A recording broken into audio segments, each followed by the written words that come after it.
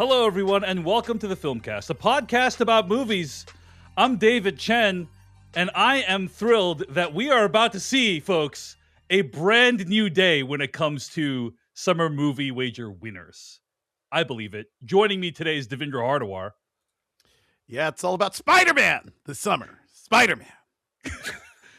Jeff Kanata. I can feel it, guys. This is my year to be mathematically eliminated by June. And joining us today, we also have three very special guests. He is one half of Ordinary Adventures, Peter Sciretta. I guess it's time for me to win the summer movie wager again. She is the evening news editor at slashfilm.com, a frequent contributor to Fangoria, and the co-host of the This Ends at Prom podcast about coming-of-age movies about or marketed at teen girl audiences, BJ Colangelo. Is this the year that I get a Supergirl win, or is this the year that I go home crying once again? Joining us also, of course, he's a senior reporter at IO9 Gizmodo, Germain Lussier. Glad to be back, and cannot believe that it's been 7 years since Star Wars on the big screen, and I could give two shits. Wow. All right. Well, of course, you have probably surmised at this point, folks, that this episode, I should say, is the episode where we are going to be playing the 2026 Summer Movie Wager. Woo! Welcome back, everyone. Welcome back to the Thunderdome. It's going to be a blast. The Summer Movie Wager, for those who don't know, is a game that we play during the summer of each year. You can find the history and the game and play along, all the rules at thesummermoviewager.com. Big thanks to Dennis for putting that site together each year and maintaining it and posting extremely snarky anti-Dave Chen commentary on the regular. We really appreciate that. The general goal of this game is to predict the highest grossing films of the summer in terms of domestic box office in the correct order. The closer you get to the final ranked order, the more points you get. The Summer Movie Wager will begin on April 30th with the release of The Devil Wears Prada 2, and it will last through September 7th, 2026, Labor Day, as usual. Each of your 13 picks, which is your top 10 movies and 3 dark horses, gets a single score assigned to it by using the following rules. If you picked the movie for number 1 or number 10 and it is correct, you score 13 points. If your picked movie for number 2 through 9 is correct, you score 10 points for it, dead on. If your picked movie is only 1 spot away from its actual placement, you score 7 points for it. If your picked movie is 2 spots away from its actual placement, you score 5 points for it. And if your picked movie is placed inside the top 10 at all, you score 3 points for it. If your picked movie is not inside the top 10, you score 0 points. And for each of your dark horses that's placed inside the top 10, you score 1 point. So that's very, very quick. I know I went through that very fast. If you want to read the full rules, just go to thesummermoviewager.com.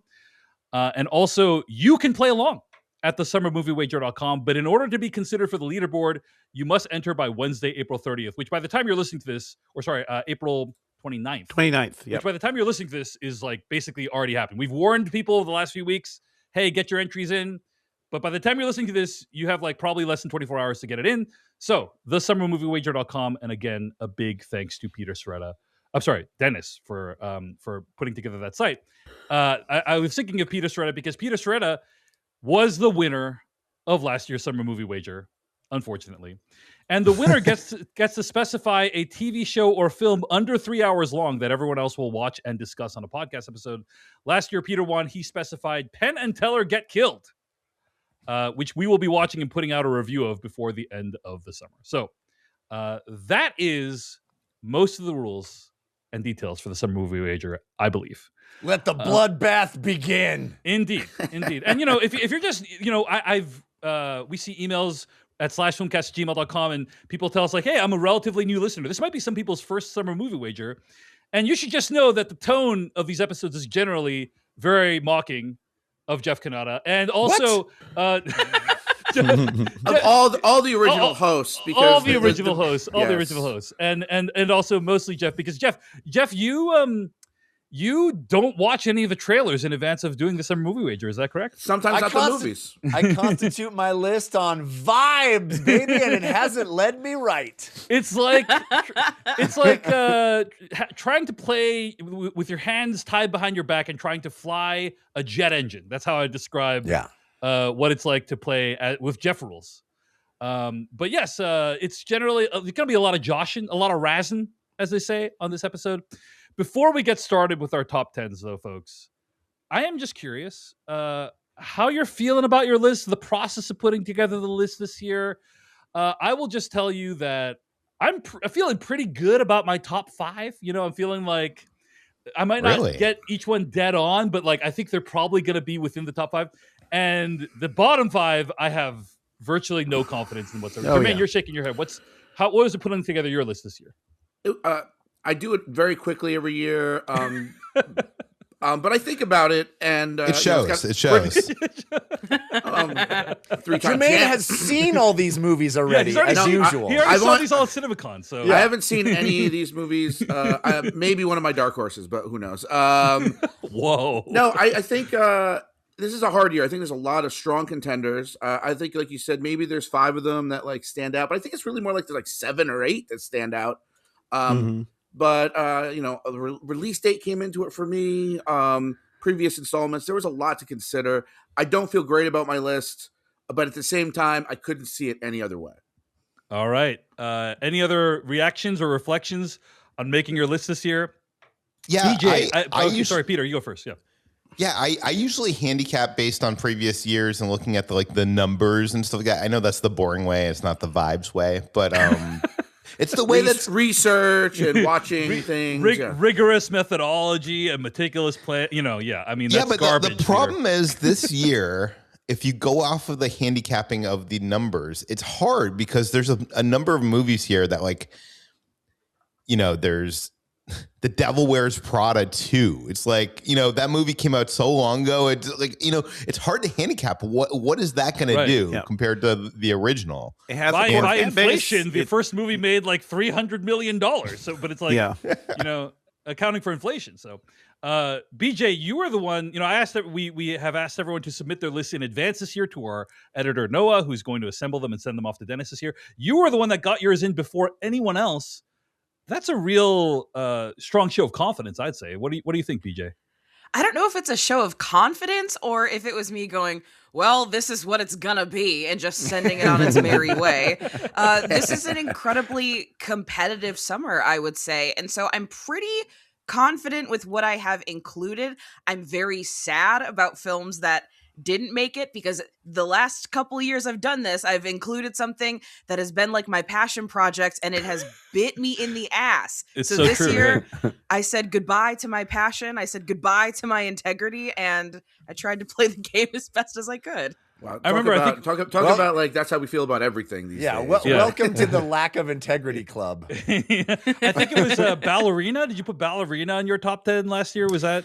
Am I remembering that correctly? It was last year when I put Furiosa really high. I know last year I couple years decided ago, yeah. I put Jurassic World as my number 1 last year against my better judgment, just because I really, really wanted it to be number 1. And nope. And that movie was not good.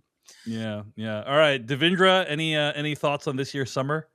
I mean, it's a tough year. It's a tough year, and it's kind of a weird year too, because Star Wars is coming back after a long time. Right. MCU is coming back after a long time. Steven Spielberg is coming back with sci-fi. What do we make of any of this? Right. And there's The Devil Wears Prada 2, which I think that has a loyal fan base. That original movie was good, was a hit. What does that mean for 20 years later? I watched The Devil Wears Prada 1 for the first time this last week, loved it, and then realized, Hell yeah. a lot of the TikTok trending sounds have come from Devil Wears Prada. So at this point, Devil Wears Prada audio has been heard billions of times. Who knows how that's going to impact this Finger on year's. the pulse. That's a very Jeff Kanata statement. Just saw The Devil Wears Prada. I've never seen The Devil Wears Prada, but Of course, yeah. I hope to Oh, you're someday. missing out. You You're got to missing calibrate correctly, out. Jermaine. It is fantastic. It's It's awesome. I love that Dave movie, Dave just watches movies to have TikTok make more sense. That's right. 100%.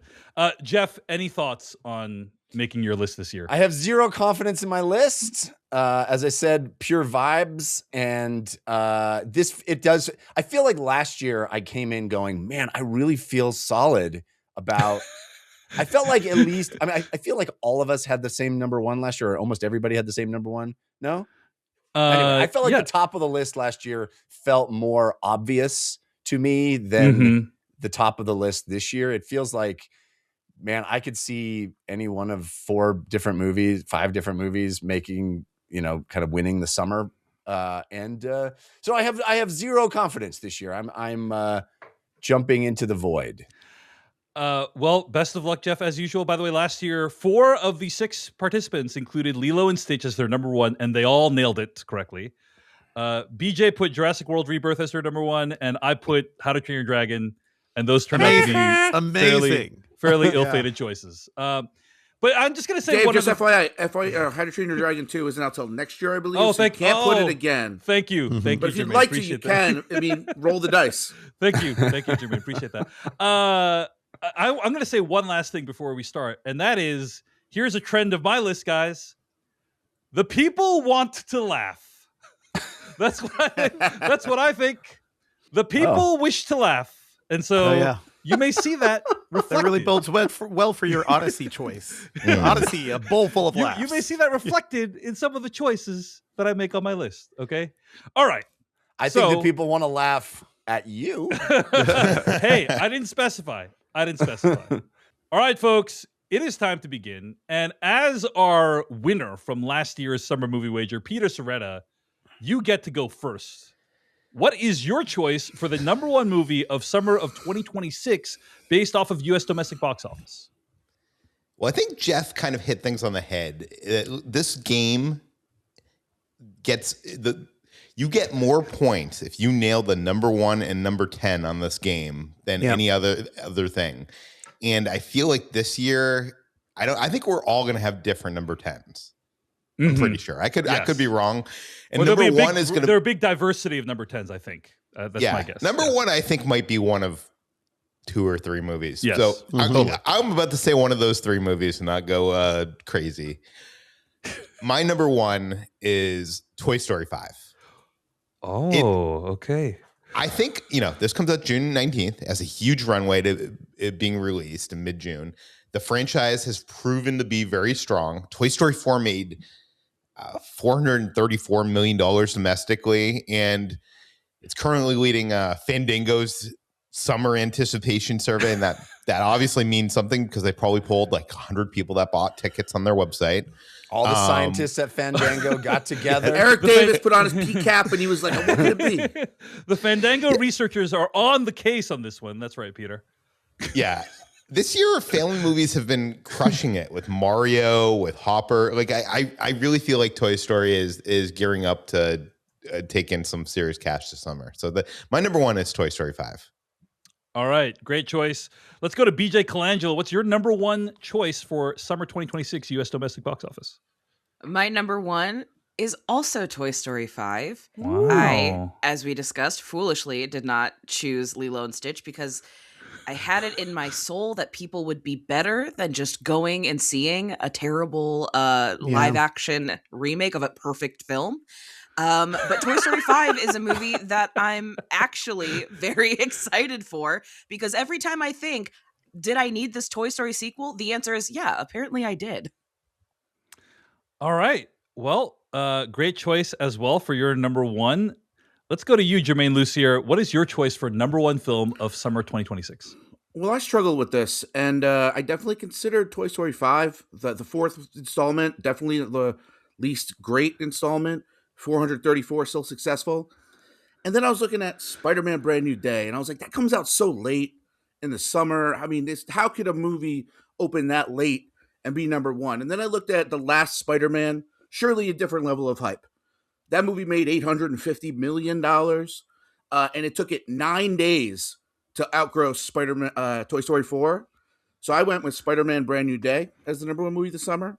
I just thought in addition to the, that stuff, where Toy Story ranks a little younger, maybe skews a little younger, and other movies might skew a little older, this hits all 4 quadrants, right? I think, it's going to be a big comeback there at the end because it opens in late July, but I just don't see how it doesn't outgross the others by maybe a significant amount once we get into the fall. Spider-Man Brand New Day, great choice. We're not counting the fall, Germain. Yes. I know we have a month. Guardians of the Galaxy was released on August 1st and won that number summer. 1 movie of the year, if I'm not mistaken, for Guardians. But it won the summer as well with only a month, and this is it's Spider-Man. So Devindra Hardwar, your choice for number one film of U.S. domestic box office summer 2026.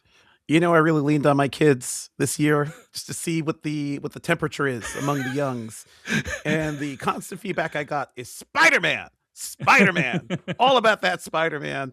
And also like talking to their friends and stuff too. It's like my son just had a Spider-Man birthday party. We literally had Spider-Man there, high-fiving everybody. All the kids cannot wait for the new movie. I feel like the anticipation is there for this character. Kids love Spider-Man. Everybody loves Spider-Man, and it feels like a good lead up to Avengers as well. Like, I don't know if people are hyped for Avengers Doomsday, but it just seems like a thing that can hit everybody, like you're saying, Germain, like all 4 quadrants for sure. Wait, we were allowed to consult the main character? Because I am going to say, yeah, that's not fair. That's Germain, that's a little crazy. Germain, Mr. watches the movies at CinemaCon before the wager. No, right, no. Yeah, but I didn't talk to Maverick. I had Bill Odyssey at my house, so there. Jeff Kanata, your choice for number one film of summer 2026. Well, I was a little worried about this, but now I feel like I'm in good company because I'd rather be aligned with Peter Sciretta and BJ Colangelo than Germain Lussier and Devindra Hardwar. Wow. Okay. Wow. Toy Story 5. Wow. I think as Dave said, the people, they want not so much to laugh, but to take their kids away from themselves into a place for a while and let the kids be entertained. I think we have seen over the last several years that kids' movies are what gets people out of the house. And I think that will remain the case. And I think Toy Story 5 will be the number one movie of the summer. All right. Well, I guess this sets up a even clash here, folks, because my choice for number one film of summer 2026 is Spider-Man Brand New Day. That's right. And look, I will just tell you a little illustrative story. I was in the car. My wife's best friend is visiting us here, and I was dropping them off to go see the city before I came back and recorded this podcast. And we were talking about this. I was talking about this episode. They're like, "What are you recording today?" I said, "Summer Movie Wager." And they said, well, what is your number one? And I said, Spider-Man Brand New Day. Hey, do you know how? Hey, guess how much money the last Spider-Man movie made? And they're like, I don't know, 400 million, 500 million? No, $800+ million. So that means, right now, look, No Way Home had irreplicable circumstances, right? Like all the Spider-Man together in one film at once. Like, we're coming out of the pandemic. People want to keep the art of cinema alive. Like, all this stuff that was true back then that isn't true today. But this movie could make $300 million less than the last movie and still gross more money than Toy Story 4 did. Yep. So, and like I said, 9 days. It took 9 days that time for it to outgross the lifetime domestic thing of Toy Story 4. Yes, I am banking on this movie making $300 million less than the last Spider-Man movie, and therefore still being the number one film of summer 2026. Mark my words, folks. If I'm wrong about this, don't stop! Don't say it! Don't stop! You were good. Just stop there. David, I was feeling really bad about my pick since Jeff Kanata picked the same thing. But now that you went the other way, I'm feeling good about this. Yeah, I feel the exact same as Peter, but in reverse. I feel like a monkey's paw is curling 2 fingers right now. 100%. Which cooler is the coolest? It's going to be Toy Story 5 versus Spider-Man Brand New Day. It's very likely that this will be like a fairly decisive choice that we all make, right? So right away, half of us are going to be eliminated from contention. I don't know about eliminated. There's a lot of points to be had. Yeah, There's a lot true, of points to be had. I think it's a big swing, 3 points, though. Yes, big The swing. question is, does any of us, for their number 2 pick, have not one of those movies? Right. Yeah, actually, let's just Good do question. that. Let's just do that. Does anyone, like, if you chose Toy Story 5, our assumption is that you chose Spider-Man Brand New Day as number 2, and then vice versa. Is that correct for everyone? Nope. Yes. Oh, it's true for me. Ooh. Wait, did you say, BJ, what did you say? It's not for you as well? No, it is for me. Okay, so it's Yes. true for everyone. No, except minus somebody. Except Except Devindra Hardawar. Devindra. Is that correct? Oh wait, And I this see. is where Wait, the I see. I regrets see the come. IMAX camera coming through his head. I see it. I see his light bulbs blowing up. All right, so everyone chose the other one if you didn't choose Toy Story 5 or Spider-Man Brand New Day, except Yes. Devindra Hardawar. So let's just cross those off the list right now. Sure. And Devindra, what is your number 2 film of summer 2026? Well, let me tell you, this is where the regrets begin in my list, for sure. But, how the hell did Christopher Nolan turn Oppenheimer into like a movie about people talking in rooms, filmed in IMAX, ended up being what, number 4? I think Barbie summer? helped him. The Barbie bump, Well, baby. It was Yeah. the Barbie bump, but also he is adapting one of the most iconic stories of all time. I feel the juice. yeah. I feel the juice of people wanting Kids to love be the taken away Iliad. They love the for Odyssey. an enormous epic for this thing. I don't know what the Nolan magic is sometimes. Like, I still can't explain why Oppenheimer was such a huge hit. Maybe we were just bored and we wanted to do the Barbie thing. But I think I put down the Odyssey. I probably should have put down Toy Story 5, but I think the Odyssey is going to be huge.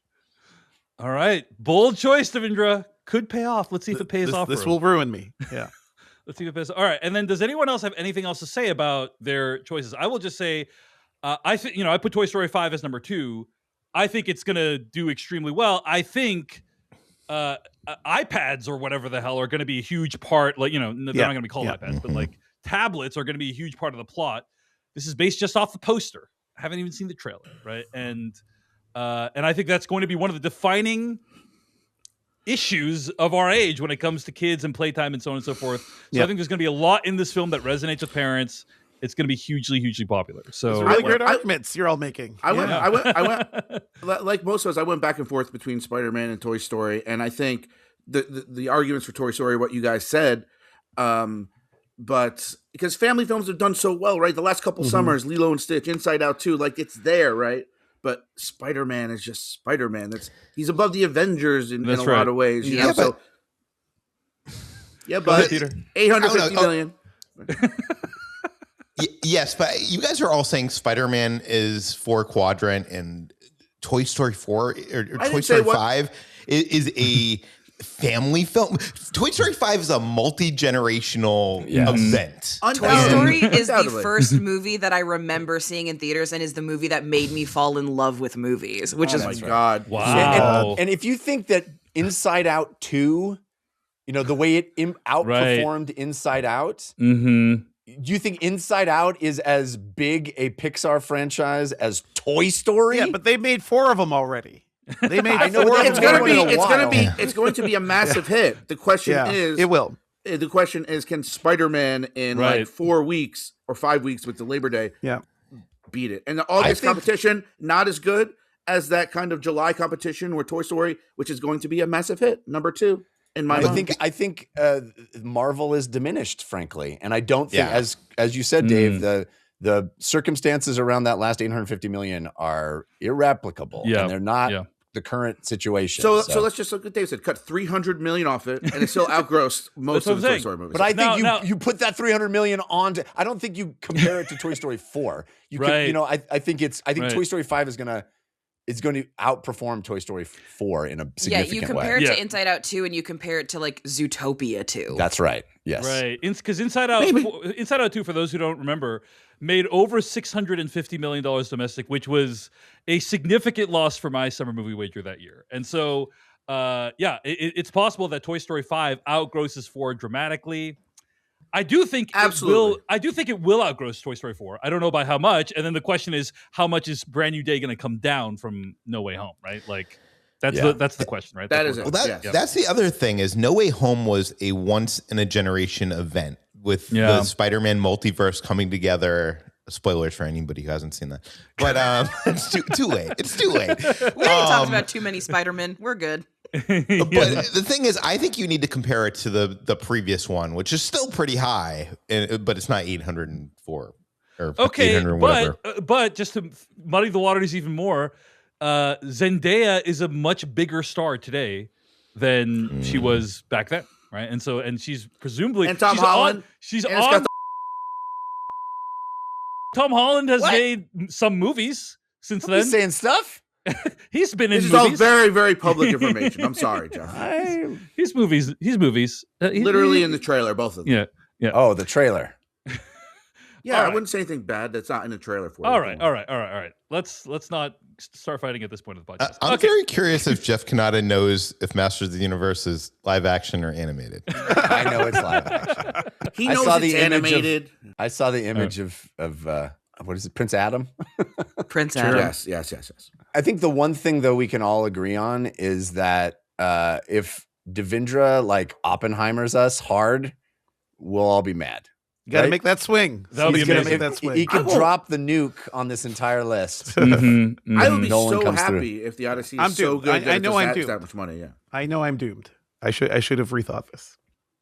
Let's get to our number 3 choices. Peter Sciretta, your number 3 choice for summer 2026. Here's where our lists are going to diverge, I think. I think number 3, we're going to be very different lists. I could be wrong.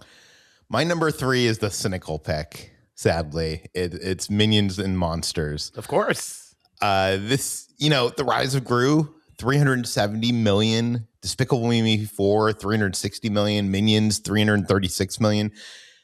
This franchise has consistency, and it makes it one of the safest picks of the summer. And opening on July 1st gives it all the vermin it needs. And July 4th is the slot of the franchise. Like it's the home turf. It's Rise of Gru was set a July 4th opening record. So sadly, I think I just what was the movie I just saw? I saw Super Mario, and it was just, they showed a trailer for this, and there was like they were using the mummies thing as tissue paper, like for their poop. I don't know. I like the Minions, but why does it have to be? Why do the jokes have to be so bad? Okay, anyway. All right. I was going to say, let's just actually talk about it. Is anyone else listed as Minions and Monsters as their number 3? If so, let's just talk about it now. Oh, no one else. I also put Minions and Monsters as my number 3, and I agree with Peter Sciretta. Like, these movies are consistently $300+ million performers. Remember the Minions meme online with the people dressing up in suits and stuff going in? Who there's still potential for that this year. Right? Maybe people will get dressed up in their suits again and go see Minions and Monsters. Who knows? Who knows? So it's not my number 3. It's coming up soon after that. But I will say I would have probably agreed with you guys until, what am I going to say? I was at CinemaCon. And I'm gonna agree with you on this one because I was also at CinemaCon. Right. And this sucks. This sucks. And the thing is that I saw the footage, and it's probably in a bad swing. The first Minions movie I was kind of interested in because it is about Minions. Same. Exactly right. It's the first time it's about them in the past joining old Hollywood, and the whole thing is like jokes like Buster Keaton and stuff. So I was like, wow, that's really interesting to me, a 46-year-old man. And kids will go see it, of course, but will they love it as much as the other stuff? Are they going, I don't know. So that was why I was like, it's going to be a hit. Everything you guys said is right. But I was like, ooh, I don't think this might have that universal appeal with legs like the other ones. But who knows, guys? Like, they could explore what else the Minions have been doing in the 30s and 40s, right? Like, that's a lot of maybe they travel maybe they travel to Europe and get involved in things. That's true. They do like aligning themselves with the most evil person. Why they That's right. That might be, by the way, it's not the twist, but that would be hilarious. BJ Colangelo, why do you agree with Germain and therefore think my list is suspect? So here's the thing. Minions and Monsters is not my number 3, but it is pretty dang close to my number 3. And it's exactly what Germain said. Like, I have no real interest in the Minions outside of laughing every single time I see the giant minion looking down upon us in Los Angeles. It's hilarious every single time. Yes. But the footage they showed at CinemaCon, I was like, wait, do I want to see a Minions movie? Because I want to see them do like 1930s Hollywood hijinks. Uh-oh.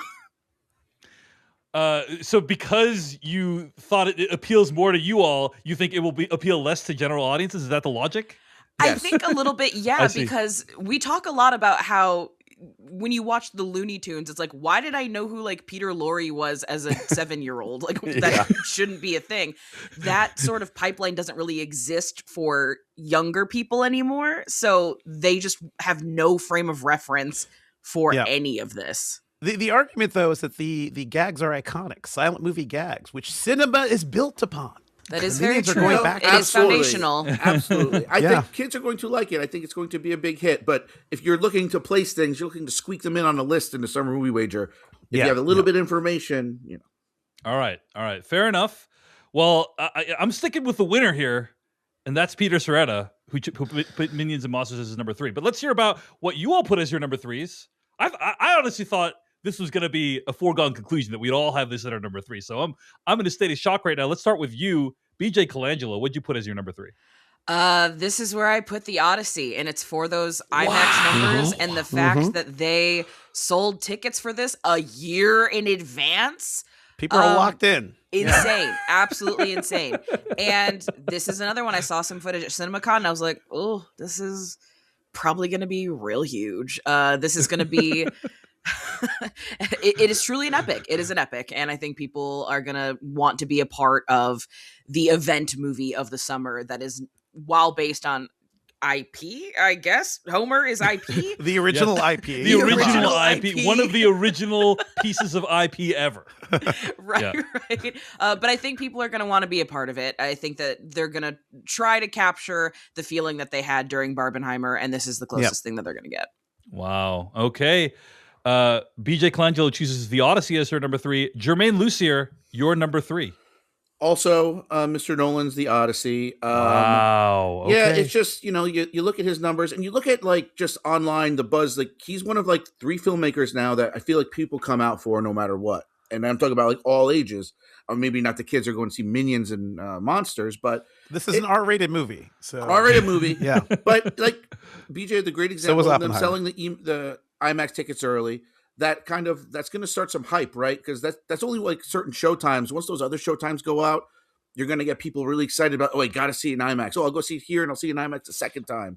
I don't know how long it is. That could be something against it. If it's like 3.5 hours long, that could cut back a little bit. So I'm kind of hedging bets here, but I don't know. I just, and every summer, last couple of years, there's always kind of that, quote unquote, like more, older kind of audience movie, be it Maverick, be it F1. But Nolan is on another level. And the cast, like we're talking about, we talk about Spider-Man, Zendaya, Tom Holland, Anne Hathaway, John Bernthal, Robert Pattinson. Everyone is in this movie. Once they start letting people know that with some actual trailers, I think it's going to be a massive hit. And I think it's going to be, you're right there in the top 3. The summer of Tom Holland, by the way. Just he's everywhere. And Zendaya, yes. It's the year of Zendaya, because the drama also crushed. Great. Interesting that we are about, 3 months away from release, and all we've gotten so far is a teaser. Am I right about that? Right? Like, it's been pretty and then light. If you were in IMAX, you saw the 7 minutes of the opening, which they showed again in CinemaCon. But it's got to be coming soon. Come on, Chris. Let's see some more footage. It's the Nolan flex. It's just like, I made a 3-hour epic. Your ass is going to be in the theater multiple times. I'll release a full trailer when I'm good and ready. Yeah. Devindra Hardawar, your number 3 choice for summer 2026. This is where I put Toy Story 5. Okay. Because, again, it's Toy Story. We know it's going to make bank. But I was also thinking in my head, and I do watch trailers, nothing about that trailer is really working for me. The concepts of tech versus toys, kind of interesting. Maybe parents will really be into it because we're all worried about having iPad kids. But also, this is a franchise that's felt like it's ended twice already. We can all argue that Toy Story 3 felt like the logical end for these characters. Yes. Toy Story 4, I do not remember anything about that movie. I remember it happened, but it left no lasting impact on me. I have no real desire to see this movie. I'm sure the crowds are going to get out there, but I would not be surprised if this is a rare downturn for the Toy Story franchise because of these things leading up to it. Man, I agree with virtually everything Devindra said there. Some bold swings on the list, Devindra. Jeff Kanata, your number 3 choice for summer 2026. I went with The Odyssey.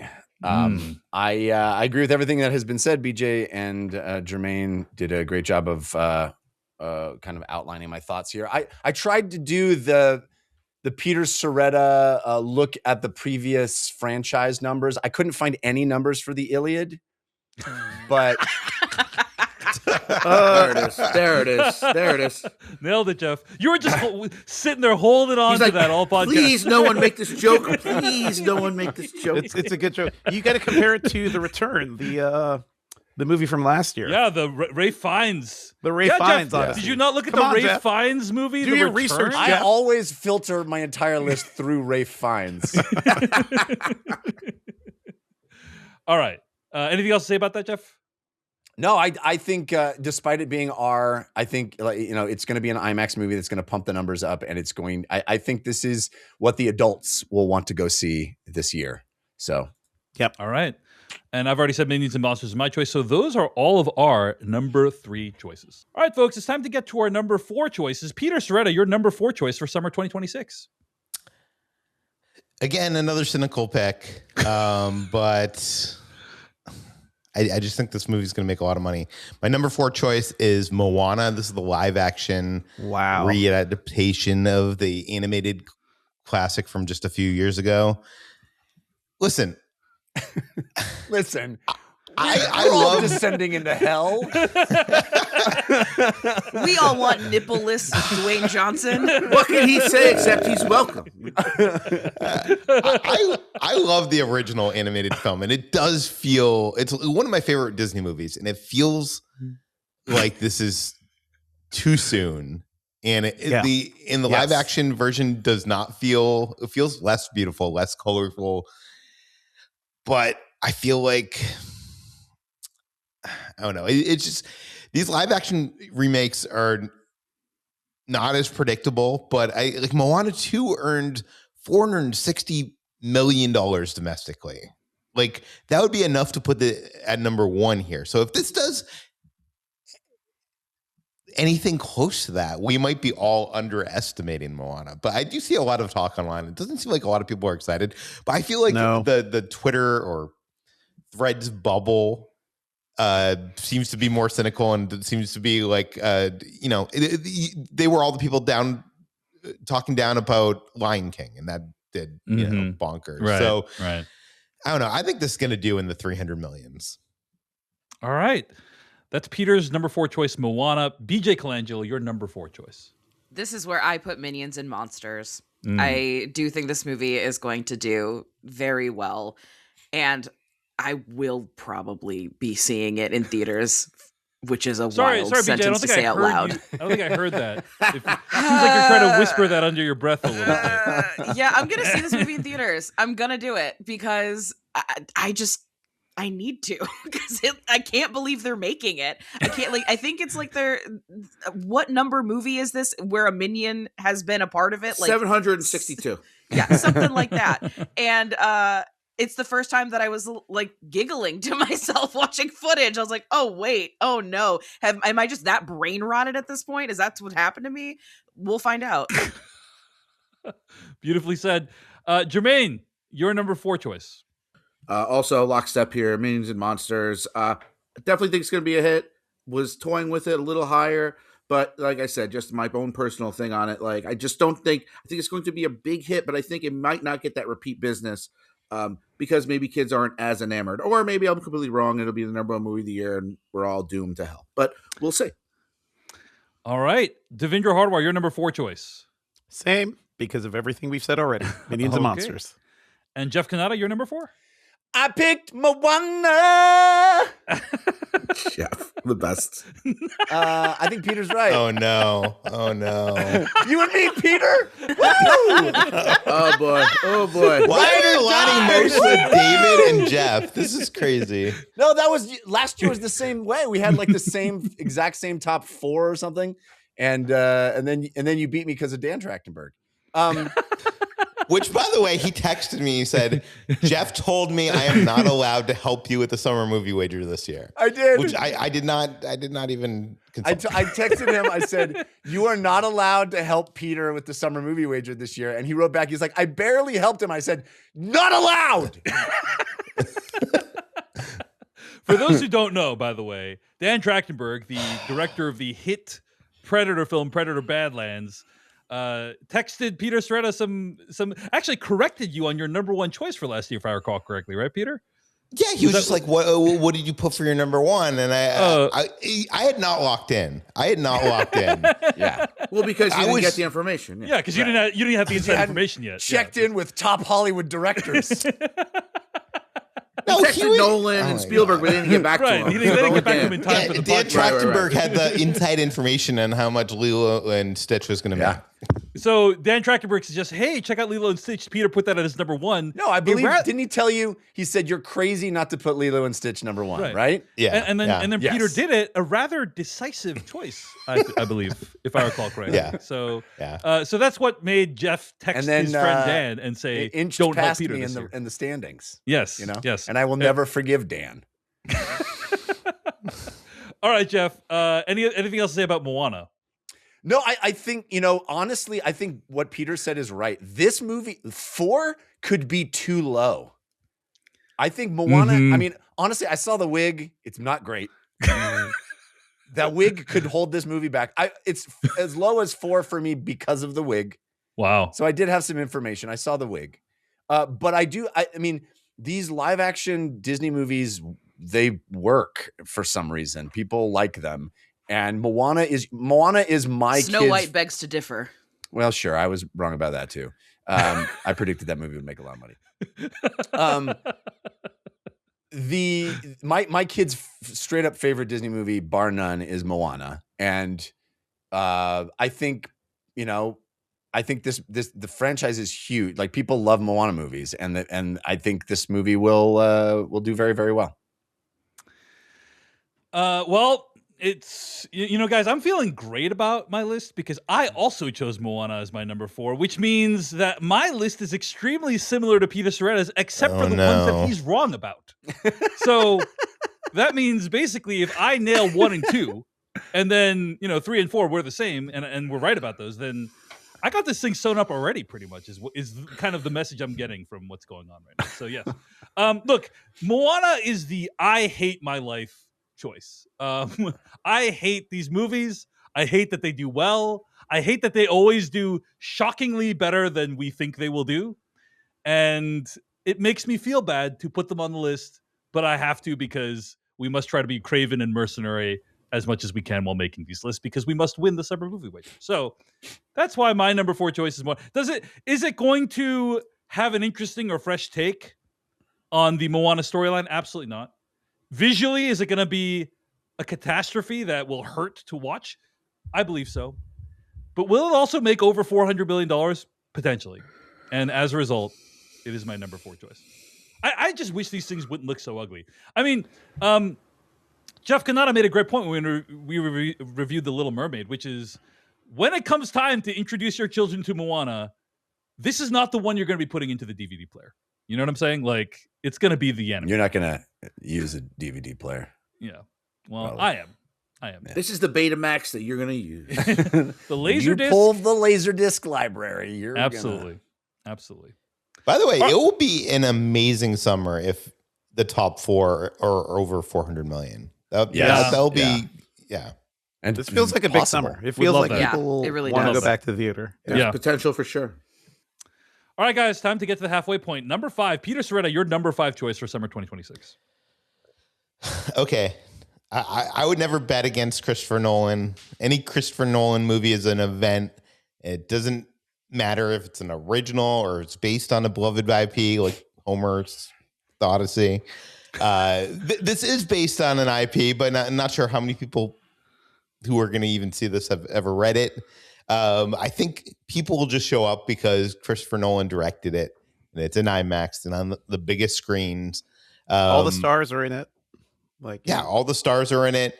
I do think this source material is less interesting to mainstream audiences than Spider-Man or Toy Story. I think Oppenheimer, which did 330 million, had that Barbenheimer campaign going on there, and I don't think this is.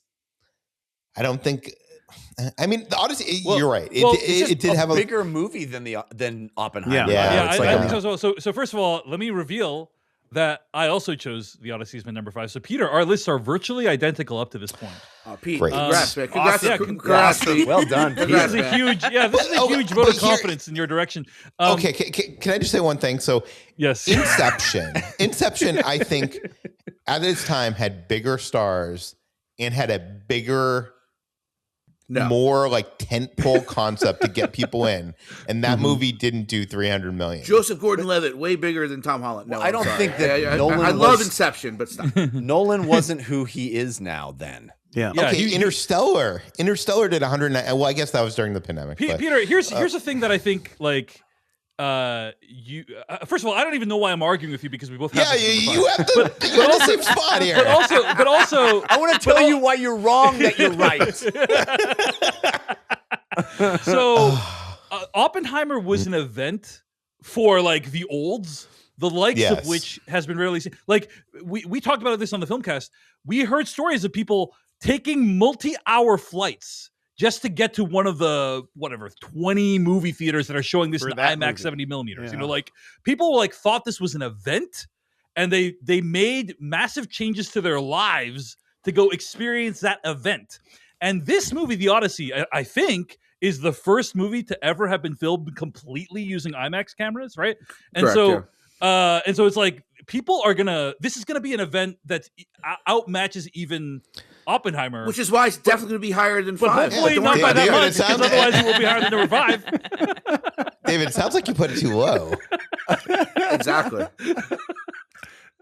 So anyway, I think Old Devindra over here is just sitting pretty.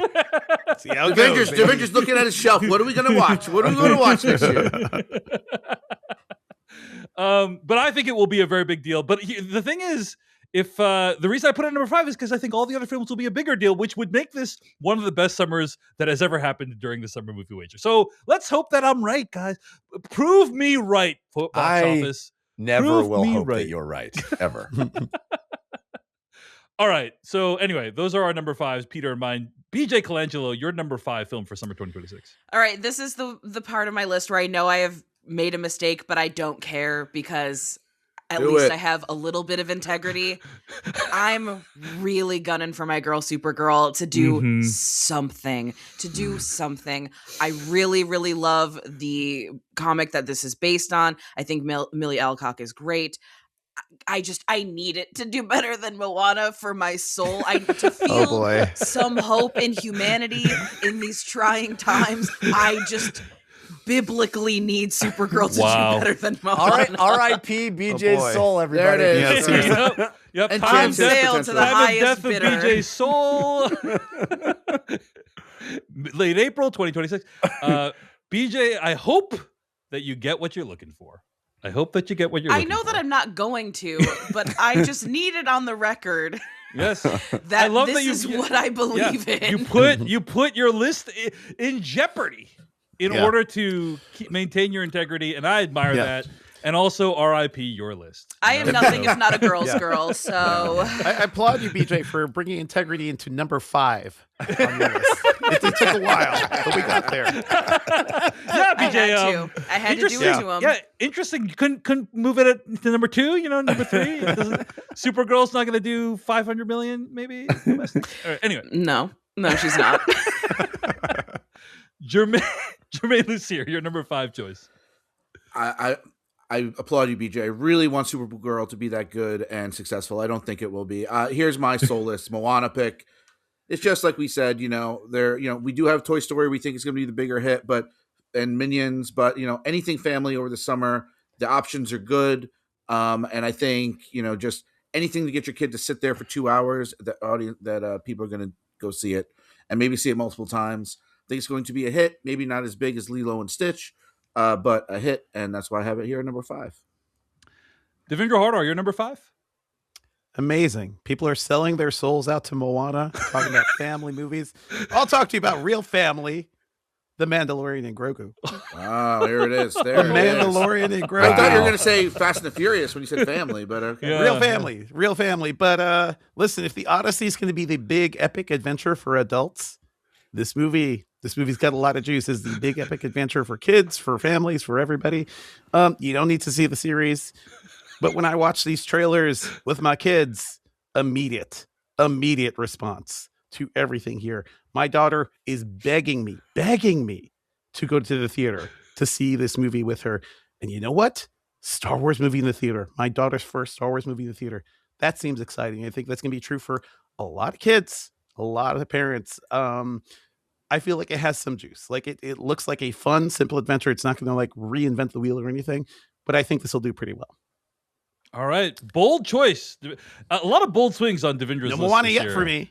Yeah. So it's by the way, going to be how crazy is it that a new Star Wars movie is coming out and it's only in one of our top fives? Yeah. Like that is Yeah. insane. That's true. That's wild. I think it also speaks. I think it's like 80% speaks to the movie, but 20% speaks to the incredible competition this summer.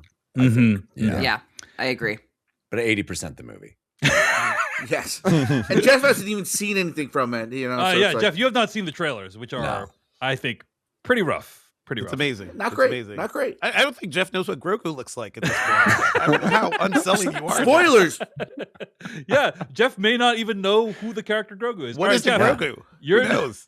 your number 5 film of 2026 summer. This is where I put Minions and Monsters. I went back and forth, flip-flopping this and Moana at 4 and 5.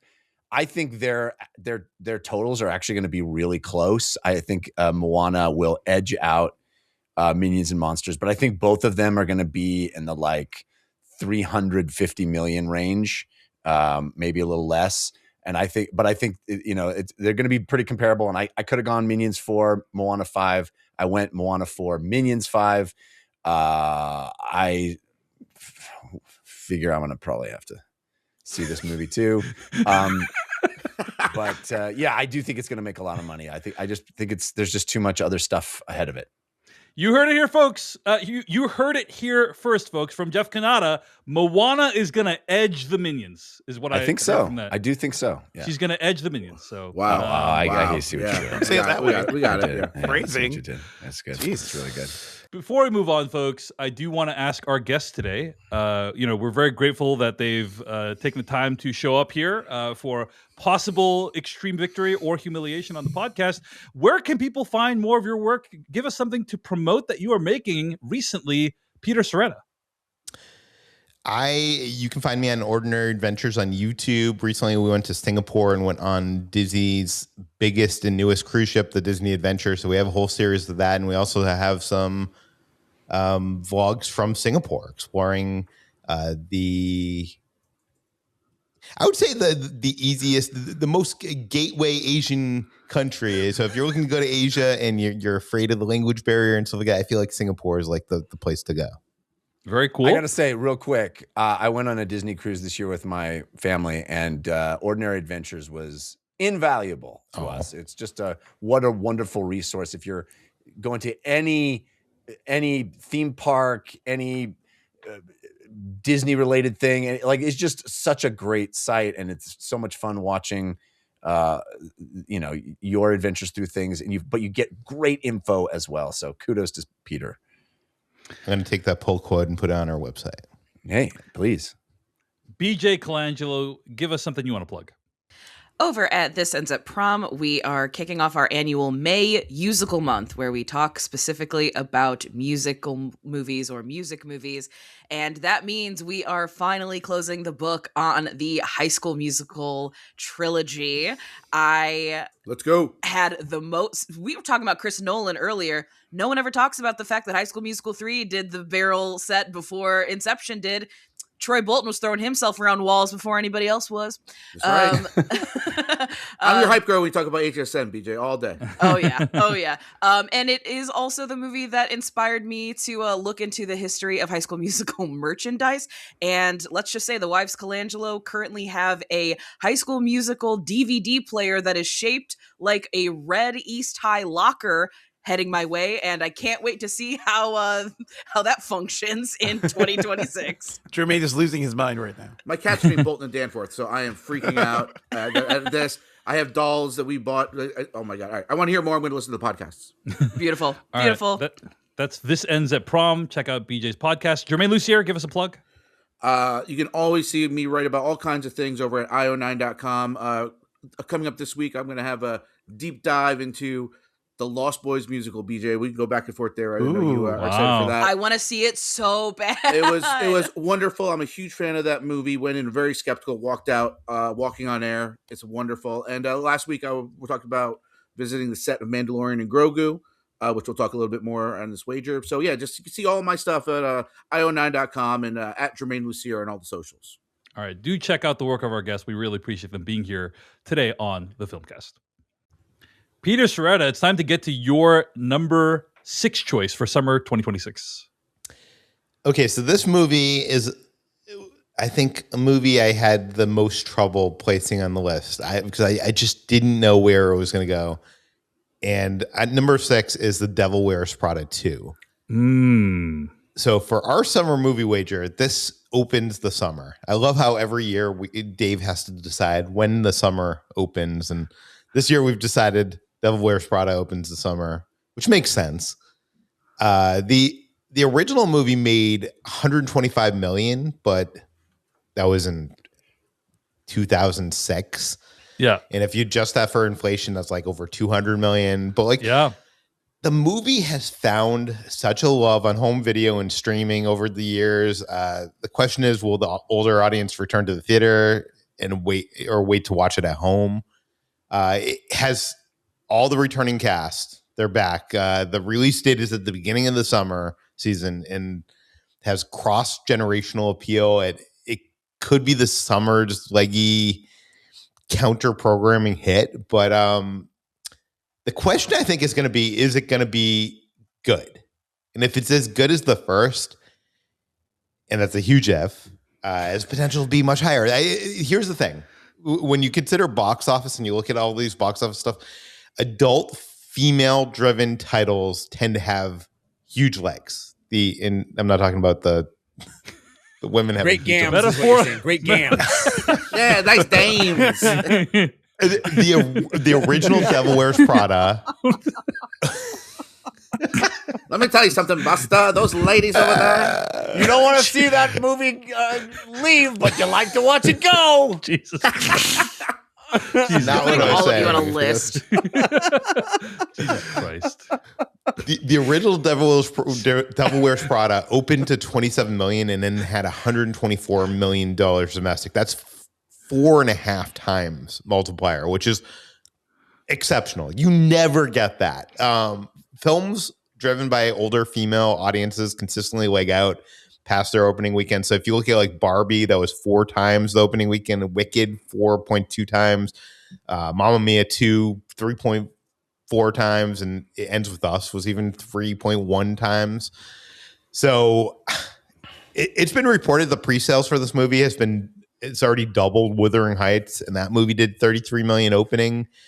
So let's say this movie opens to 80 million, and then let's say that it does 3.5 times multiplier. That would put it at like 250, 280. That would be a monster hit for 6, and it might even be too low. Like, honestly, this could be in the top 5 if it's good. Yeah. So Compelling that's where, argument. yeah, that's my number Compelling 6. All right. BJ Colangelo, you're number 6. This is where I put Moana. And this absolutely has the potential to do significantly higher than where I have placed it. But I am hoping that the combination of Snow White flopping, Lilo and Stitch, while doing incredible, sparking the most rancid discourse from people who have seen it that went on for months, and the complete aversion it seems most people have to how this movie looks, that maybe it'll end up at like, number 6. All right. I hope you're right, BJ. I hope you're right. Germain Lussier, you're number 6. This is where I put The Mandalorian and Grogu. I think it's undeniable that a Star Wars movie in theaters is going to do well. Outside the top 5 is absolutely crazy. I think if this was a legacy film, I would have put it higher. But kind of in the way that last year when you guys were talking about Karate Kid Legends, I was like, look, I am the target audience for this, and I do not care. I wouldn't say don't care about Mandalorian and Grogu, but they have not done enough to win me over. And I think that might be a problem. I think, like, if I wasn't, covering it for work, I would definitely go see it opening night, probably see it twice. But then again, I saw, the Phantom Menace like 9 times, because I was so hyped on it. And this does not have, like any, I feel like it has zero hype. But even with zero hype, it's Star Wars. The kids are going to turn out like Devindra said. And I think it's a nice kind of medium where it's not, it kind of plays a lot of people. So I think it's going to do okay. I think it's going to be number 6. But maybe I'm overshooting it because I'm a Star Wars fan. All right. Germain Lussier chooses The Mandalorian and Grogu. Devindra Hardwar, your number 6 choice. My number 6 is also Moana. I do think this movie will make money. I hope it doesn't make as much money as some of those other ones. I feel like it's trying to say you're welcome. And many people are saying, no, thank you. Nailed it. Love it. Right up there with the Iliad Beautiful. joke. Right Poetry. up there. Poetry. That was good. Jeff Cannata, your number 6. I got bad news for Peter Sciretta. I also put Devil Wears Prada 2. Oh, no. Devil Wears Prada 2. I think he outlined the argument extremely well. I think this movie is going to be that one that shocks everybody this year. That's like, wow, that's way higher than we thought. And I think 6 might be too low. It might be too low, but that's where I put Devil Wears Prada 2. We got to go back and capture that look of fear on Peter's face when you revealed that you had the same choice. It was amazing. My soul might be dying, but Peter's is being put under a hydraulic press and just getting slower and slower and slower. Every time Jeff opens his mouth. And it's the two of us tag team. Yes. All right, BJ. Well, I didn't have as much integrity as you putting Supergirl at number 5, but I did put Supergirl as my number 6 choice. That's of right. summer That's right. 2026. And look, how well is this movie going to do? Now, I very famously, because everyone knows what I chose last year, underestimated Superman, the James Gunn movie last year, right? Like, I thought that movie would not do well. I thought the trailers didn't look very good. I thought people aren't ready for this kind of Superman. Well, they are, kind of. The movie made $350+ million domestic. Didn't do super well worldwide. I don't know if there are other macro economic and geopolitical factors for a movie like Superman underperforming worldwide, though. But, who knows? Regardless, Superman 1 did well. Again, over $300 million domestic. I think people like the way James Gunn's movies make them feel. And even though James Gunn did not direct this movie, it does take place in a universe that he helped to create. People do like to feel good. It's a thing. And it has that sensibility. And also Millie Alcock was wonderful in House of the Dragon. And I think a lot of people are going to want to see her in this thing. And this looks like it's just a really right down the middle, solid summer action movie that's going to make around $200 million, which would put it around this spot on the summer movie wager list. So that's why Supergirl, my number 6 of 2026. Wait, Dave, you don't think The Mandalorian and Grogu is going to make over 200 million? I think The Mandalorian and Grogu is going to completely collapse at the box office. That is my prediction. So can't wait. It is in my top 10. It is in my top 10. So I think there's a floor for any Star Wars anything. Yeah. Well, who else has put Mandalorian? So only 2 of us have put Mandalorian and Grogu until this point, right? So it's not like everyone is putting this high up. So we'll see. But yeah, I when I say collapse, I mean less than 200 million. That's what I mean by collapse. So we'll see whether that ends up being correct. Also, remember, Peter, that last year I think Superman outperformed any Marvel film that was released. I know Marvel's not in a good place right now, it did. But I also feel like this could be the year where Supergirl outperforms the Star Wars movie. Just put that out there. I think that's possible. So I thought you were about to say Spider-Man, and I was like, no, that doesn't make any exactly. sense. Yeah. Peter Sciretta, you're number 7. My number 7 is The Mandalorian and Grogu. I think it's crazy that a Star Wars movie is coming out this summer, and it's number 7 on my list. Germain and I are both the biggest Star Wars fans here. I would even say I'm a bigger Star Wars fan because I even like the ones that he didn't like, and I'm not excited for this movie. So that's crazy. That tell us about that, Peter. Yeah, why aren't you excited? Because you liked Rise of Skywalker. So tell us why you are not excited for this one. And I like the show. I like the Mandalorian, the show, but like, love it. Who doesn't? Yeah, the trailers they've shown of this do not. I can make point it to two look people like, who don't. I believe it. I believe it. Yeah, the trailers for this, which Jeff has not seen, make it look like an episode of the TV show. It doesn't look exciting at all. I'm not sure. Are they holding back? Or is this just it? Like it I don't know. Some of the marketing has been downright bad. Like the Super Bowl spot has been like Bad. I don't know Bad. who approved that. So the good news is the release date's so early in the summer, has enough runway, but the question is, does it have the gas? And they're definitely holding back some stuff. John Favreau famously is very, very secretive with these Star Wars projects. But maybe they need to show more. Germain. Trust me, I agree, and I have a theory. Maybe you guys read about it, of what that is. I'm not going to say because of Jeff Kanata, but but I'm with you. Like I think if you're going to put Star Wars on the big screen, to me, it's got to be more than a bigger, more cinematic episode of the show. And then from everything I've seen, that's what it is. It's just a bigger, more cinematic episode of the show with no real huge consequences or anything. And that's okay. That's number 6 or number 7. That's not number 2 or number 3.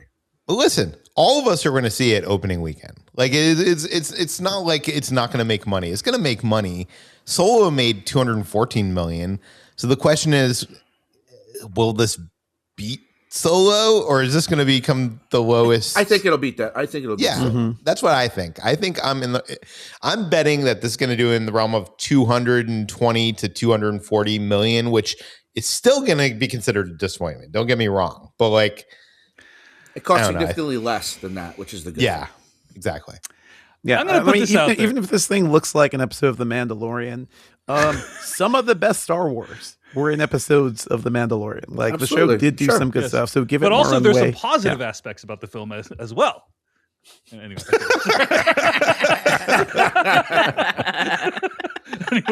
really on the pulse there, Dave, of culture. I mean, I'm going to say this. I'll say, Peter, I also put 7. This at number 7 as well. So did I. Oh, So my did God. I. Oh wow! Yeah. And Buy our here's Baby Yoda merch, the movie. Here is my theory of the case, folks. I think the American people who we're basing this thing on can smell a stinker a mile away. And I think they know this movie is not going to be good. And I think as a result, only the hardest core of fans are going to come out for it. And it's going to make way less than pretty much any other Star Wars film in memory. So I that's think my theory of the case. we kind of been talking around the same thing, but my basis for putting it this low is it's the first Star Wars since you could watch Star Wars on TV. Very true. And this is a Star Wars you could watch on TV. So why do I need to rush out to the movies to see this particular Star Wars when I'm used to watching this particular Star Wars on TV? Star Wars as a theatrical experience is less special, and it's going to be on Disney Plus soon enough anyway. I'll just watch it like I watched the show. I don't think. And where's the urgency, right? Like it's not like Right. Avengers or Spider-Man's like I got to go see it. Something's happening that I don't want to be spoiled on.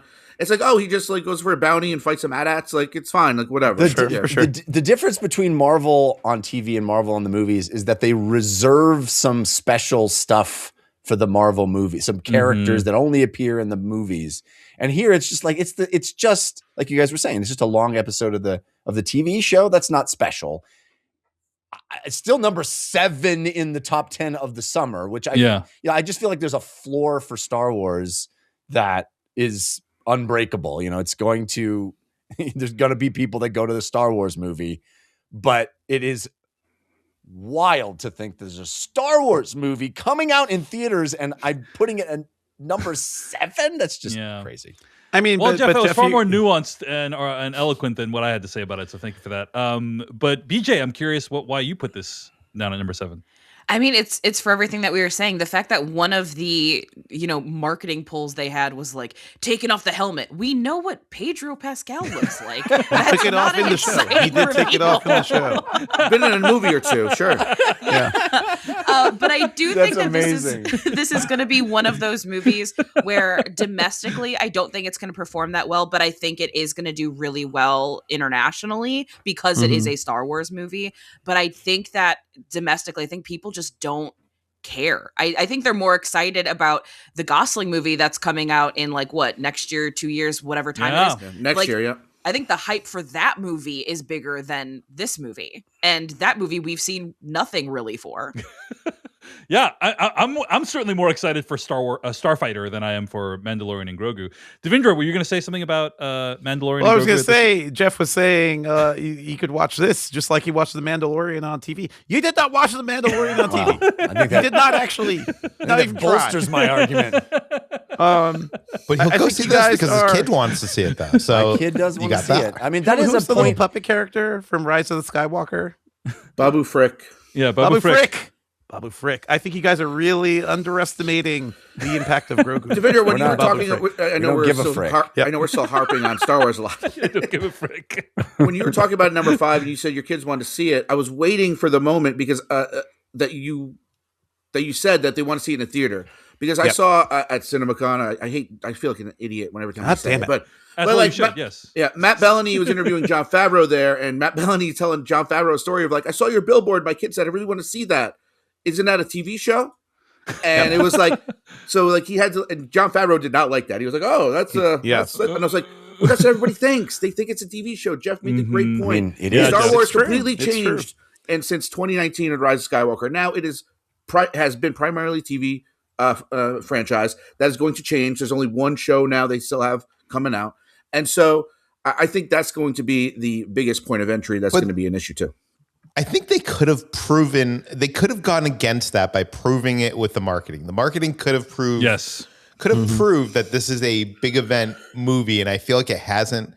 And hopefully Disney doesn't fire the whole marketing team because they did. Oh, That was a then home they're totally entertainment. screwed. I mean, if you just take, I'm going to say like 10 random frames from Mandalorian and Grogu and put them up against 10 random frames from any other Star Wars movies, it's just like no competition. This is one of the worst looking Star Wars movies, at least just based off of the marketing alone. Judgment reserved until we see the final film. I mean, but yeah, the thing we've been saying though, I will restate, like my kid who I had to twist his arm to watch the original trilogy with me, asked if I was going to see this movie and asked if he could come with me. So There you go. There is the kid factor that I may be completely underestimating that. all right, we will see. Germain Lussier, your number 7 choice. This is where I put Devil Wears Prada. Pete made some great points. I think it's going to be a hit. I think I wouldn't use the words that he used, but I think the fact that it is the first movie of the summer, and there's really nothing really like it the rest of the summer, it's going to keep it in that top 5. It's going to keep it in that top 7. It's not going to, open like to $200 million or anything like that, but it's going to be a solid hit. And I think that, it does have the longest run of any of the movies in the wager is going to play a big part. It is a little bit of counter programming as well. So I think even if it's not great, I think that we're recording this, the reviews aren't out and it's out in like 3 days, isn't a great indicator, but we'll see. But I think it's going to be a hit, just a medium-sized hit, and that's why I have it at number 7. Has this movie screened yet, by the way? It screens Tonight.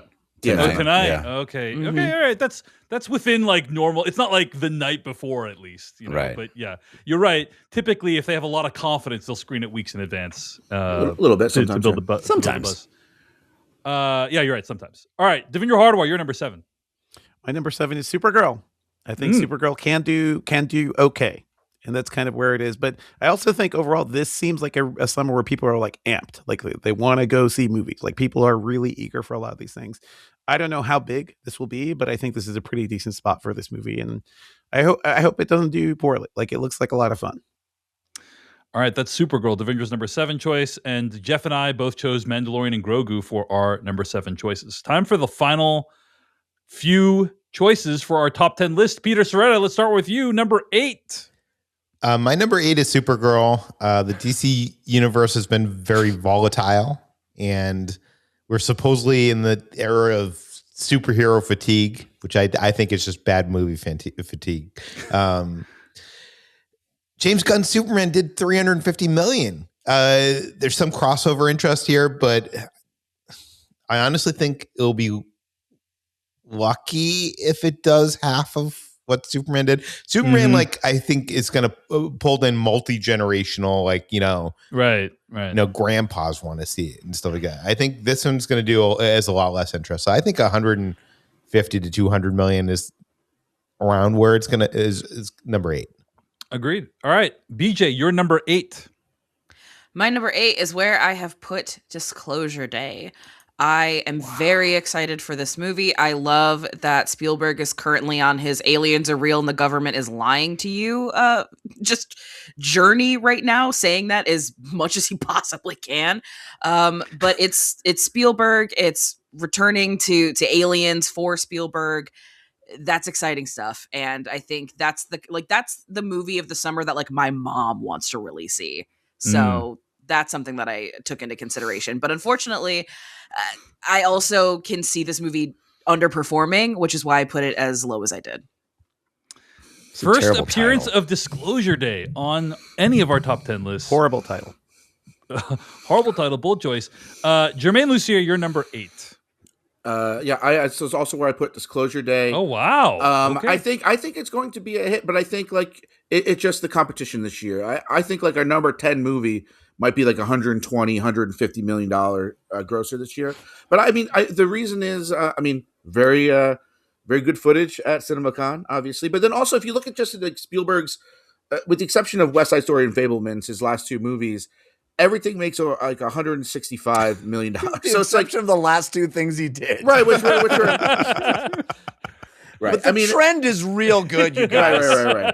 Well, West Side Story's a pandemic release, and Fabelmans was and honestly, and I'm looking at international, domestic, they've all been a little less than 100 million, but the ones that have a little bit more of a buzz, Ready Player One, 140, Lincoln, 180. Those aren't really great comps, but Spielberg never has, I saw if it does that, if it does between 140 and 180, it comes in around number 8, right? So that's where I put it, and I really hope it's good, and I hope it does 800 million, because then it would be amazing.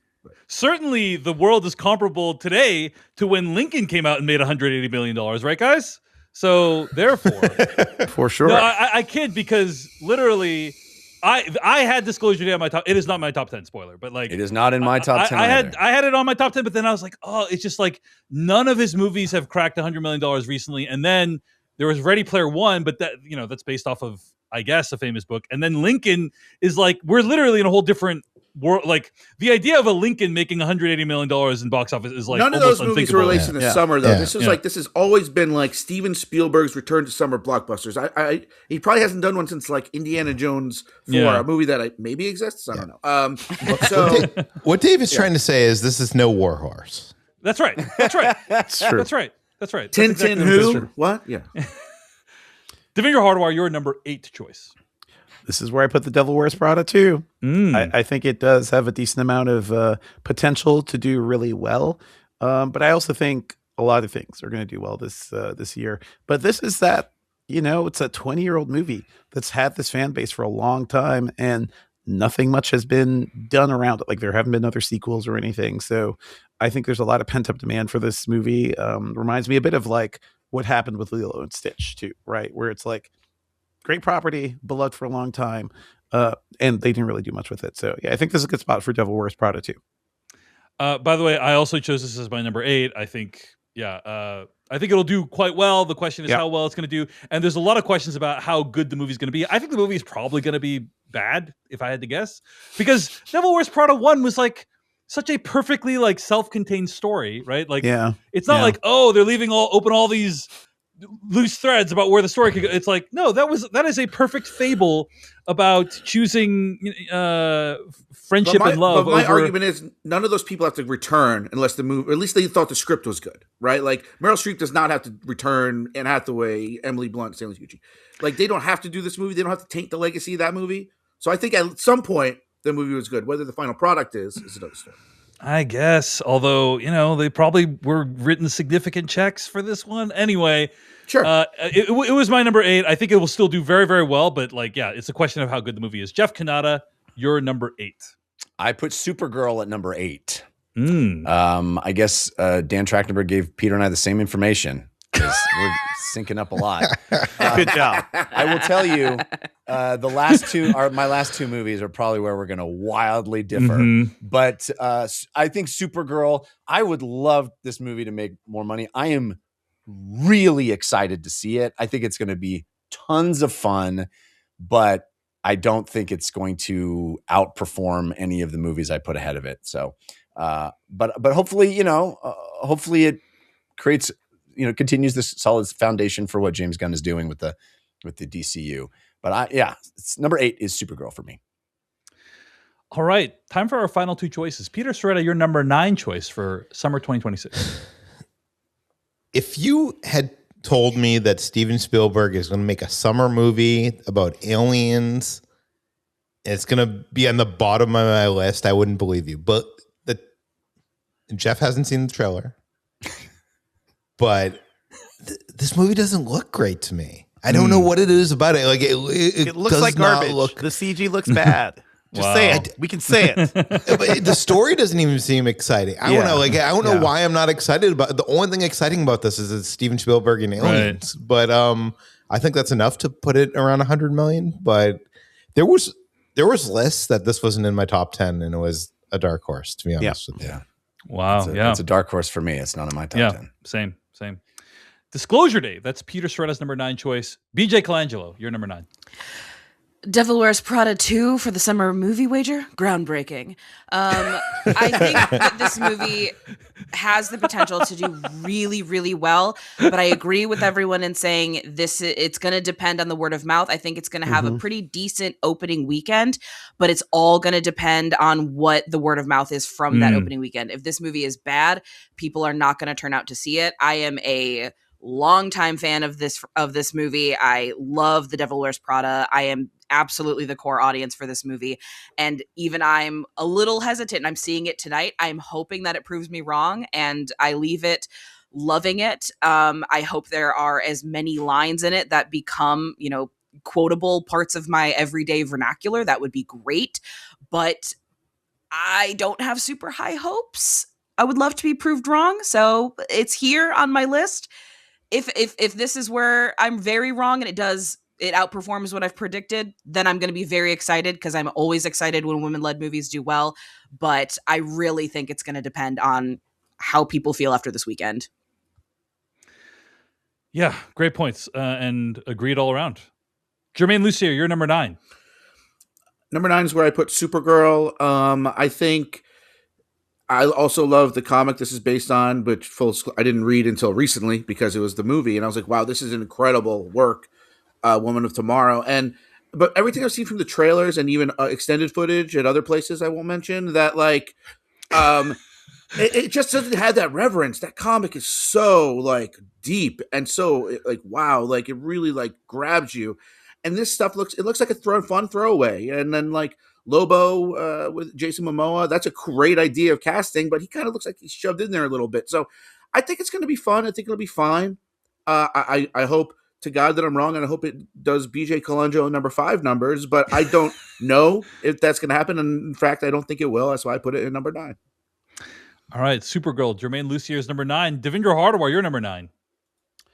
I feel like these lists are starting to sound a little samey, little homogenous over here.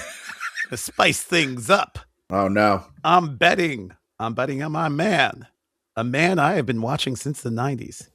I'm betting on my man, Carl Urban, Mortal Kombat 2 for number 9. Let's go. They delayed this movie half a year. Finish him. They looked at this movie and they were like, this is great. We can't just dump this. We got to put this in the summer. That's right. They did that for a reason. That's true. It looks like a lot of fun. My man, Carl Urban, I'll bet a lot on him. I think this will be a good number 9. All right. I actually have many parts of the same thought process. Devindra Hardawar's number 9 is Mortal Kombat 2. Jeff Kanata, you're number 9.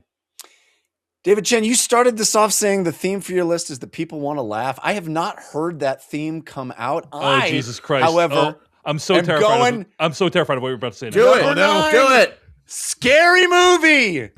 Yes. Wow. The people want to laugh. the reason- people want to laugh. First of all, the reason I am so trepidatious is because that is also my number 9 choice. And Let's do it. Clearly. We ride to Valhalla together. Witness me. oh no. Scary Movie Okay. number 9. You and me, Dave. We All got right, it. Jeff. Why? Finger why on the is- pulse. Why is it your number 9, Jeff? Because the people want to laugh, man. I think so. I did a little Googling and I Mhm. saw that the Scary Movie has more more likes or double the likes that Scream 7's trailer had. Yeah. So I think people are amped for this. They're ready for, it's been gone long enough. These kinds of parody movies, I think there's a nostalgia for them, and just the horror zeitgeist, I think, is primed to be parodied and skewered. And I think people will come out for Scary Movie. I think they're excited about it. I mean, I was feeling amazing about my number 9 choice of Scary Movie. And then Jeff comes in. But yeah, I mean, Jeff is right that you look on Reddit, right? A lot of people are saying this movie franchise is huge around the world, right? Reading here from some random guy on Reddit. Here in Brazil, Scary Movie is a bigger franchise than Scream by a lot. Just like White Chicks is one of the most famous and popular movies around here. Well, Somebody we're not else from counting Brazil numbers, Dave. I know. Was that guy's name Marlon Wayans? Who wrote that? Chiming in from Mexico, but the Scary Movie franchise is massively popular. The great dubbing and memes also have something to do with it, end quote. So I think there's something, by the way, we should say, like, Scary Movie, the franchise has produced a lot of memes over the last few years, and I think that people are finally ready for Wayans to return to this, take his rightful place as king of spoofs, and they're going to reward him with a shit ton of money, well over $100 million. That's what I am predicting for Scary Movie, which, by the way, it's just called Scary Movie, but I believe it's technically Scary Movie 6. Both correct, yes. So, yeah. So, That's as somebody confusing. who David Chen, was a huge fan of the original Scary Movie franchise, like the first couple of them I thought were brilliant. I think that now that, like, this is coming back to theaters, the people want to laugh. This movie is gonna do better than anyone here of note is predicting. I kid, Jeff. I'm just messing with you, Jeff. All right. I'll send you a note. That's my number 9 choice. All right, guys. The number 10 choice is usually quite decisive because if you hit it dead on, you get 13 points, which is basically the same number of points you get if you hit number 1 dead on. Way harder to hit than number 1, though. So much harder. So much harder. And none of us hit it last year because it was Yeah. I don't weapons even. and I can't remember the last time anyone hit it. Yeah. It's So hard. we're all going to give it a shot right now. Peter Sciretta, your number 10 choice. Yeah, I'm not sure about this one, but this is where I put Scary Movie 6. The franchise returning after a long hiatus, the Wayans being involved again after, what was the last one? Scary Movie 2, maybe, that they were involved in. When I saw Scream 7, which came out earlier this year, it earned $122 million, which was a lot. When I saw that movie, which was awful, the trailer before it was for Scary Movie 6, and the entire audience was in it in a way that I've not seen people be into a trailer in the theater in like years. Like, it was a party, and I have a feeling that this is going to do at least 10. I almost put it at 9, so I hope it hits 10 because It's worth saying this is not a high-grossing franchise. Right, this franchise has never cracked. Was it? No, the first couple did extremely well. Yeah. But it's been downhill. I know, but Downhill that's why we're saying, precipitously. like, this is returning to Okay. and the Wayans left. The Wayans left. Yeah, the Wayans left. The This Wayans is a left. return to form. The Wayans are back. It's going to be huge. Okay. But yes, Scary Movie, Peter Sciretta's number 10 choice. BJ Colangelo, your number 10 choice. I have the power. Number 10, Masters of the Universe. Wow. I know. And I would have not included it had I not gone to CinemaCon, and it wasn't the CinemaCon CinemaCon. presentation. It wasn't the CinemaCon presentation. I was invited to a separate event. You got specifically. to hang out with Jared Leto? Even more exclusive. I got even more Information. exclusive, an even more exclusive look at Masters of the Universe, and obviously I can't talk about it publicly, but I will say, without spoiling anything, the marketing is not super reflective of what this movie is, and what this movie is awesome. And I Okay. think once I'm that excited. word gets out, people are gonna go, I gotta see that. I hope that they do. This is, Mattel's big one after Barbie. Do I think that He-Man has any of the staying power as Barbie? No, absolutely not. But everything that I saw was like, oh, this is the movie I want this to be, and they nailed it. Why is the marketing not reflecting this? So I have high hopes. This sounds like Alright. a Travis Knight Bumblebee situation where it's like didn't do the numbers, 100% but people yes. love it. Yeah, Yes. Yeah. All right, Now I'm Masters of the excited Universe for that movie. yeah. Yeah, definitely. I mean, I was watching the trailer and I was like, this is fine. And now BJ's words got me excited. Germain Lussier, your number. So that's Masters of the Universe. Germain Lussier, you're number 10. I flirted with both of the movies that we just talked about, but I landed on Scary Movie as my number 10. The Scary Movie and Masters of the Universe open on the same day. And so that is going to be an issue for one of them. And I'm guessing it's going to be Masters of the Universe, just because I think what BJ said is right. There's a lot of potential here for Masters of the Universe, but Scary Movie is going to have that big opening weekend. I think it's going to beat it. I think it's going to be number one that weekend. And that should, in my mind, give it a little bit of an edge. And if it's in line with the rest of the franchise, and maybe a little better because the Wayans are back, there's a built-up anticipation, and there's very little comedy. It could do, 120, 100, whatever, and maybe between 190 and 120 is usually where this is a number 10. So I think that's where I put it, and I'm very excited for it. Yeah, I'm with Peter. I was there seeing the terrible other horror movie, and this trailer was way better than than Scream 7. So it could even be a bigger hit, but probably not with the competition. The only thing that concerns me is that the early Scary movies have some of the funniest things I've ever heard. Like, Cindy, this is a skeleton, this is bones, is one of the funniest things I've ever heard a human being say out loud. Yes. And then yes. the trailer was like, here's a boomer ass pronouns joke. Please, what are we True. doing? Yeah, True. comedy is very True. different, especially like hard R rated comedy. I think it's a completely different audience than it was in like whatever that was 1990 and change, but Yeah. 2000. But So has I the think you're comedy evolved enough? Has the comedy evolved with the audience is the question, right? Well, I'm So- saying the That's- comedy. This is that's the the old. I'm question saying I this is have. the old. Yeah. I'm saying this Yeah. is still looks like very much like the old comedy. Something Yeah. that would have played in 2000 and 2026 won't. But and have people seen the movies? Like at that time, seeing a movie was a totally different thing. So has everyone who's going to see Scary Movie have seen Weapons and Sinners? And yeah, they're all big hits, great movies. But will the audience is going to see Scary Movie know them? We'll see. Devindra Hardawar, you're number 10. My number 10 is Disclosure Day. I don't think this movie looks particularly great. I've seen all the trailers, and I'm shocked at how it seems like a dumb spin on Arrival, basically, like a less interesting Arrival. Wow. There's CG in those trailers that is worse than stuff I've seen on TV a decade ago. So there's a lot of work this movie has to do, but it's Steven Spielberg getting back into sci-fi, getting back into alien shit, and I'm kind of hoping there's enough there to, first of all, hopefully make it not terrible and make it not a complete flop for him. The ultimate backhanded compliment from Devindra Hardawar is it looks like complete garbage, and that's why I'm putting it as my number 10. There you go. Jeff Nothing Kanata, is not you're- honest. That's Disclosure Day. Jeff Kanata, you're number 10. My number 10 is Mortal Kombat. Do. Yeah. I think this movie is going to be a moderate hit. And I think it's, I think it's going to be fun. I'm looking forward to it. I think it'll be fun. And I think it'll be number 10.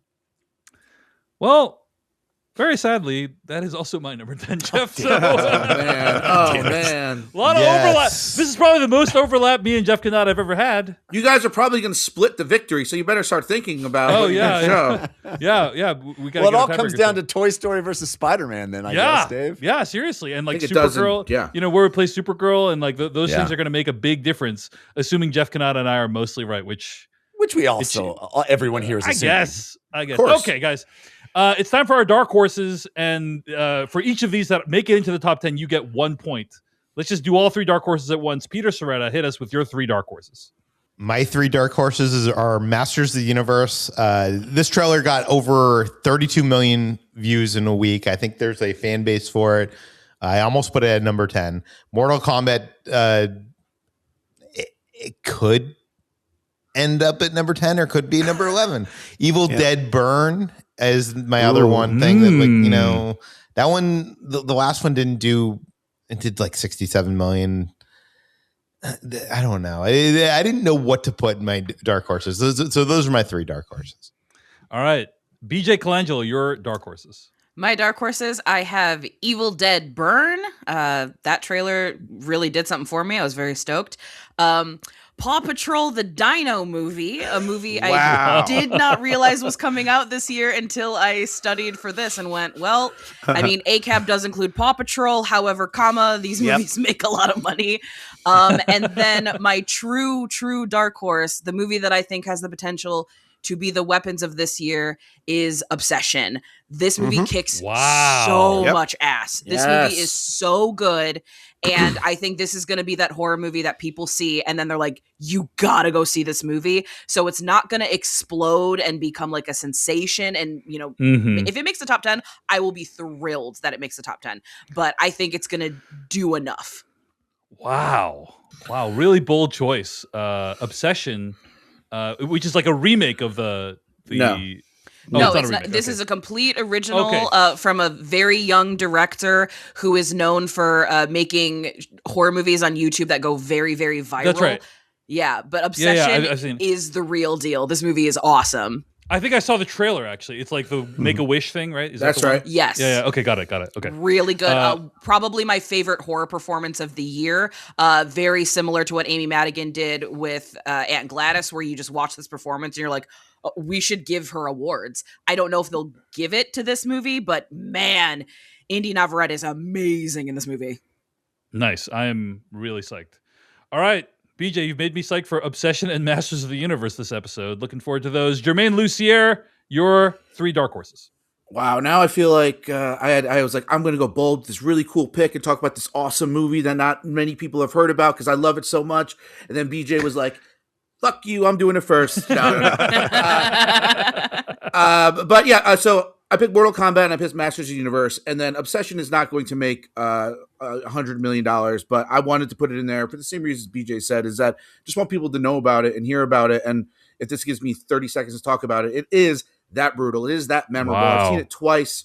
If I saw it last year at a film festival, and if it came out this year, I would put it in my top 10 of the year. It's that good and that scary. I took my wife to see it a second time at a screening, and like 2 minutes in, she was like, nope, I can't watch this. And she watched me the entire movie because she was so creeped out and hurt by like the brutality of this movie. I think it's going to do well enough and get some buzz, as BJ said. I just wanted to talk about it, so it's my 3rd dark horse. Wow, guys, like this might need to go on our like movies that we need to review as main episode. To make Jeff feel real bad. One of those. I was with you until my wife couldn't even look at the screen part. Exactly. All right, Devindra Hardawar, your 3 dark horses. I'm with you guys there on Obsession because I've heard all the praise from you folks who got to see it early. I feel so all five. But you guys change your list. Yeah. Yep. Scary movie because of everything we've said.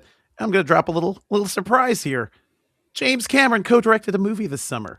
Billie Eilish, Hit Me Hard and Soft. Come on. I think it has the potential to do the 3D concert movie. The 3D concert movie. I was debating this one, so I'm glad that someone put it on the list. 3D ticket prices are going to help that. That's a good. All right, all Jeff the Cannata. Avatar fans will come out for it. Yeah, for sure.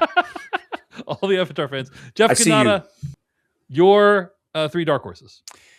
Disclosure Day, Masters of the Universe, and Evil Dead Burn are my 3. Okay. All right. Great choices. And finally, guys, I'm going to say I have a list. I have an item on this list that none of you have. Okay. Disclosure Day, right? You have that. Masters of the Universe.